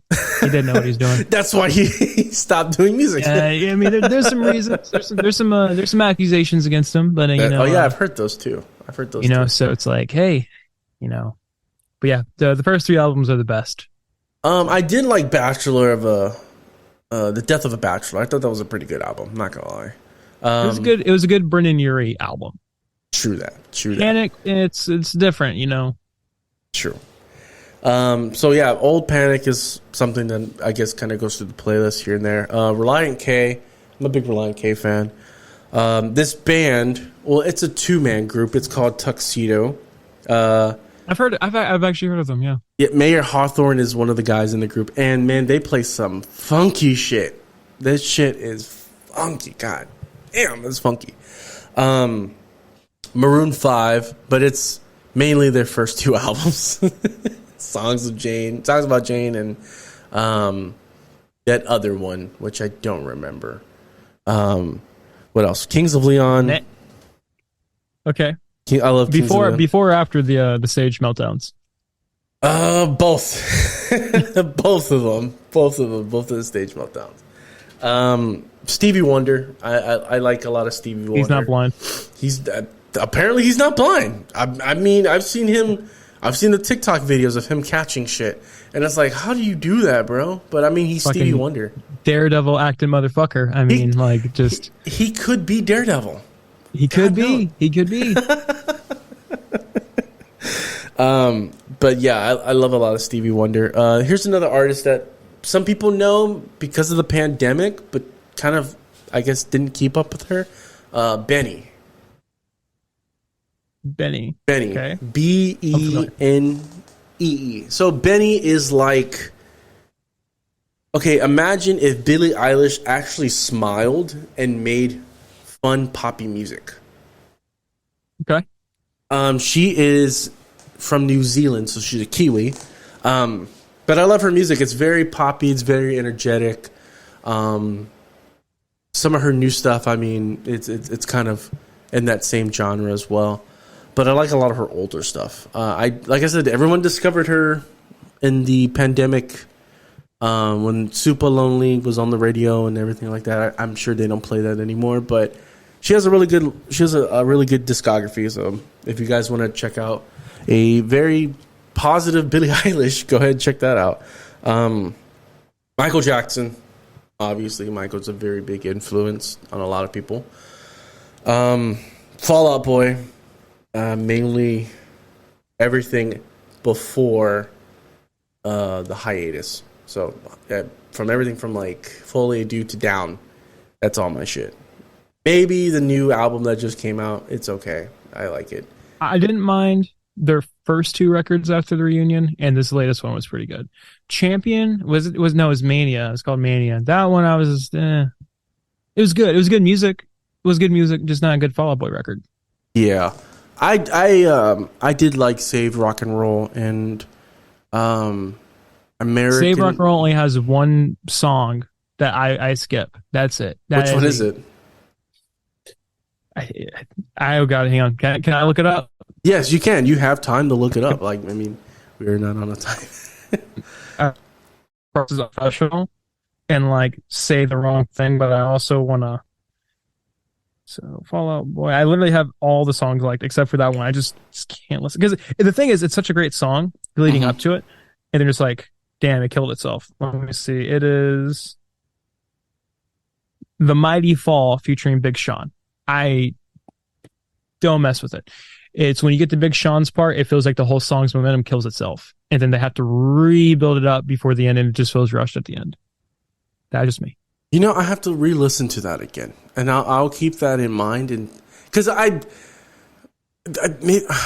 there's one song I think I did skip, but I don't remember what it was. I'm just not even remembering that right now.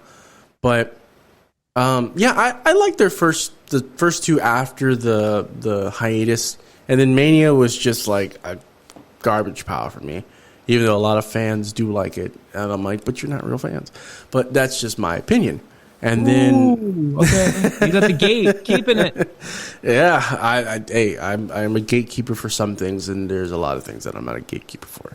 And then the newest one, it's pretty decent. I enjoy it. I like it. There's some songs that I will like blast on, and then there's some that I'm like, skip. Yeah, skip. What a Time to Be Alive is definitely my favorite off that record, just because I'm like, I love how Patrick is able to hit that high note, and the guitar just matches it in key, and it just bleeds perfectly together. I'm like, music is Such a good song. Beautiful. Such a good song. It sounds like something that might have came after Folie à Deux if they would have kept going. But I have my own opinion on what direction they should have went in. But like that's for another time.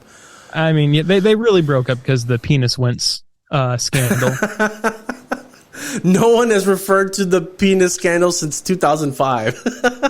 I'm keeping it here, man. There we go. There, a 20-year-old scandal almost has just been brought up to surface. For people, I'm sure people Googled that. I know they did. Like, there's some curious ass people that were like, "What are you talking about? Oh, yeah, they're gonna be."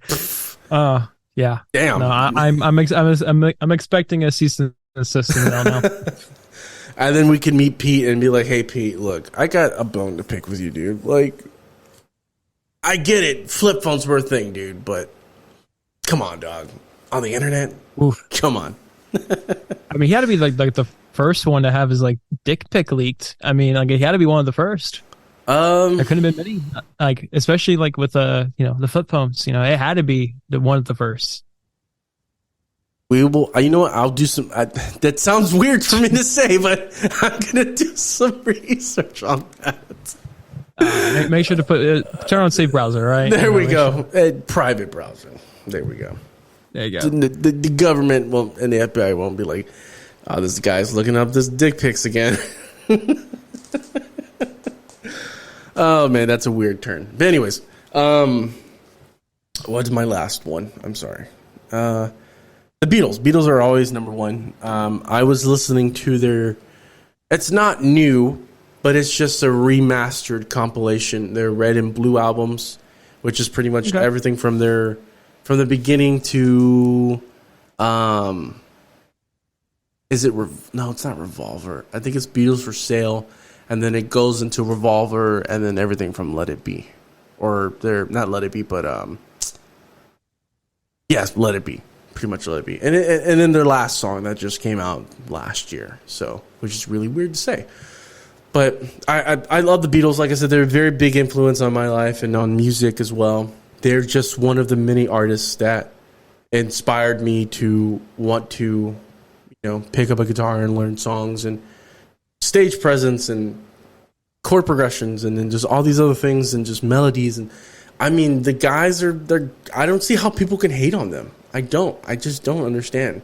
It makes no sense to me. Like, how can you hate on these guys who have this impeccable ear for like melody and coming up with such beautiful songs as a Something or Let It Be, or just all these great songs. Like, I don't see how people just like turn it. I want to listen to some Skinner. Like, that doesn't make any sense to me. Yeah. Oh man. But yes, Brett, we are coming up towards the end of the show. I know, very sad, but I mean, I don't make the rules, but I kind of do make the rules. But Brett, yes, before we close, I want to thank you so much for reaching out to me and for coming on the show. I mean, I've had a good time talking to you. We see a lot to eye on some music stuff. Maybe not on a lot of things, but it was a really good conversation with you. I had a good time. Yeah, likewise. Pepsi and Buc-ee's and Taylor Swift. I mean, what else can we talk about? I mean, that's the 2024 in a nutshell right now. It just started. Exactly. But yeah, so Brett, the floor is yours. If you want to say anything, if you want to promote whatever you can promote, if you want to talk about whatever, go ahead. The floor is yours, sir. Alrighty. Well, if this is the first time you're ever hearing the name Win in May, you're very welcome. I envy you because you get to discover us for the first time. Our next song after the breakup is coming out January 24th, obviously this year. It's the second that's going to be heading for our EP. And we accept your invite to becoming your new favorite band. Accept it. Please click accept it. Clicked, hearted, poked, everything. Everything.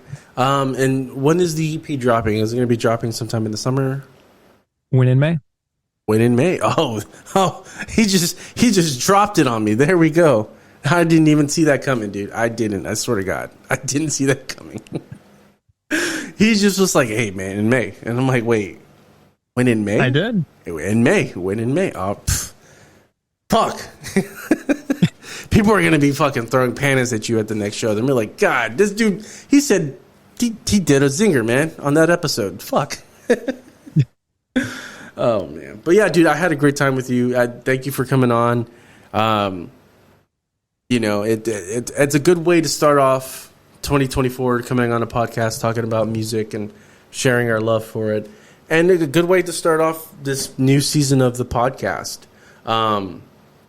Yeah, dude, you're the first guest for season 9. First guest for 2024. That's a big honor, pretty much. Hey, no, I appreciate it. I feel sorry for anyone else who has to follow this. So, hey, best luck to the people behind us. That's Raul.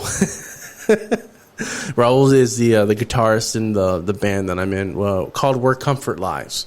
And I'm not going to promote our shit. So, but if you do want to check it out, it's pretty good. We have some bangers out there. You know, Harold. And yeah, please send all your bands and projects our way. You know, we'll follow on our personal accounts. And hey, you know, we're gearing up to do shows, and you know, we can always try to intermingle and do some that way.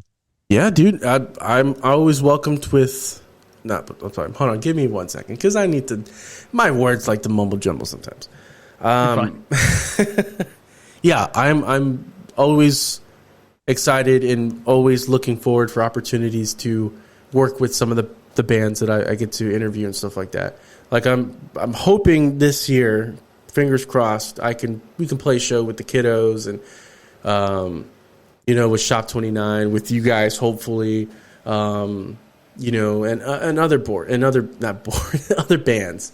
I've said this before. I'm trying to start a music festival this year. I don't know if that's going to be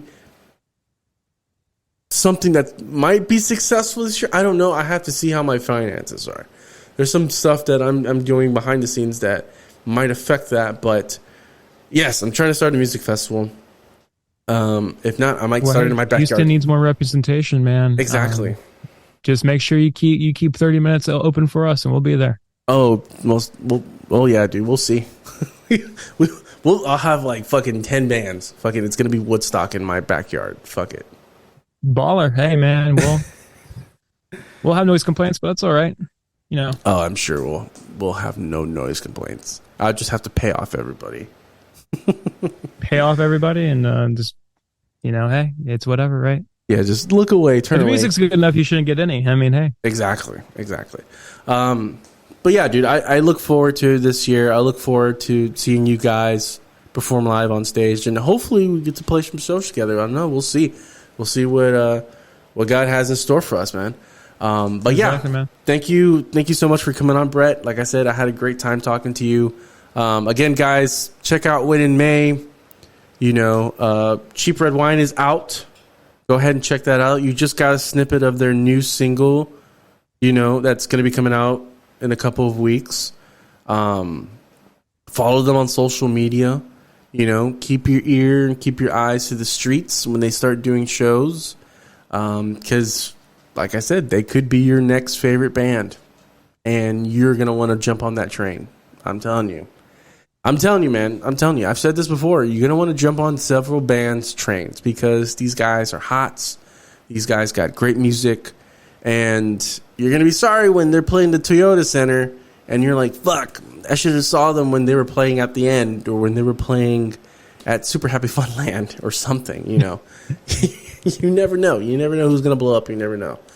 But yeah, I mean, no, I appreciate your words about us, you know. And yeah, I look forward to a great 2024 and making everyone's lives more cinematic. There we go. All right, guys. Well, as I said before in the beginning, this is Inside the Northside podcast. Follow us on social media. Well, I mean us. But me. Follow me on social media at Inside the Northside Pod, all lowercase. If you're having trouble looking for social media, of the podcast, you can go to my link tree, which is www.linktr.ee/itns. It has the links to everything: Facebook, Instagram. I don't use Twitter, so don't even try to sign up for Twitter. The TikTok has been taken over by my personal. I got the Spotify playlist on there. You can find me on Apple Music. You can find me on Spotify, Google Podcast, and a whole bunch of other things. If you guys want some merch, I got some merch. I got the Linktree store there. Hoodies, sweatshirts, beanies. It's cold as fuck. It's raining. If you guys want a fucking windbreaker, I got some windbreakers there. You know, I got some dad caps. I got some t-shirts. I got underwear with my podcast name on it. No, I don't, but maybe I should. You should. You should. There's a great local company called Disturbing Designs. I 100% recommend them. They'll print anything on anything, man. There we go. There we go. Like my logo on someone's. Not gonna say. Anyways, this has been Inside the Northside. There we go again. This has been one more time. Hey, take two. We got this. We'll do this. We'll do this with a little bit more feeling and less fuck ups. And action. All right. This has been Inside the Northside podcast. This has been When in May. This has been Brett. This has been I, your host, with the most from the Third Coast. I'll see you guys next episode, which is going to be Raul of Where Comfort Lies and The Clumsiest. And then we might have another special guest on another episode. I don't know. We'll see. I have to figure out if that's going to even happen. If not, we'll do another solo. Fuck it. We'll do it live. But again, yes, I'm dragging this on. Have a good night, guys. God bless. Peace. And I'll see you guys on the next episode.